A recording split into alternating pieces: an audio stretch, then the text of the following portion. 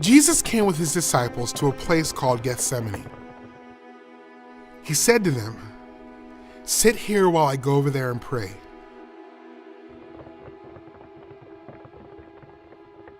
Jesus became very sad and troubled.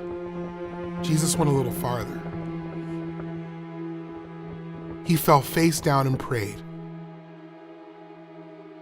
"Father, if it is possible, spare me from this, but I want to do your plan." Jesus came back and found the disciples asleep. He asked Peter, "Couldn't you stay awake with me for 1 hour?" Jesus went away and prayed. Then he found his disciples sleeping again. He said, "Are you still asleep? Get up, for it is almost time. Someone is going to betray me." Suddenly, Judas arrived. A large crowd carrying swords and clubs was with him. Judas kissed Jesus so the crowd would know who Jesus was. The men grabbed Jesus and arrested him. Peter pulled out his sword and tried to fight the men. But Jesus told Peter to put away his sword. Jesus said, "Isn't this what God planned all along?"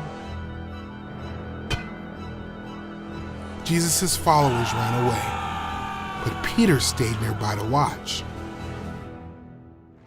The men who arrested Jesus led him to the house of Caiaphas, the high priest. The religious leaders were trying to find a reason to kill Jesus, but they could not. The high priest asked, "Do you have anything to say? Are you the Messiah, the Son of God?" Jesus replied, "Yes, that's right." The high priest said, "Aha! He has spoken against God." Caiaphas and the religious leaders did not want to believe that Jesus is God's son. They said Jesus was lying, but Jesus was telling the truth.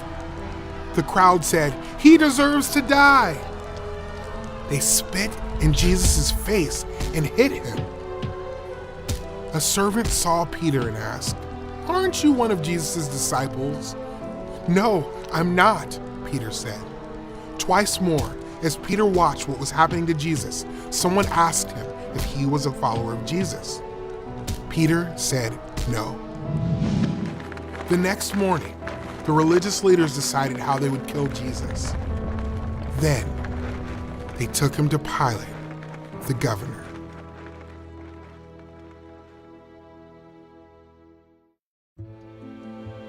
Jesus knew that his death was God's plan to save people from sin. Jesus' friends turned against him, and he was arrested and put on trial. But Jesus followed his Father's plan in order to bring salvation to the world.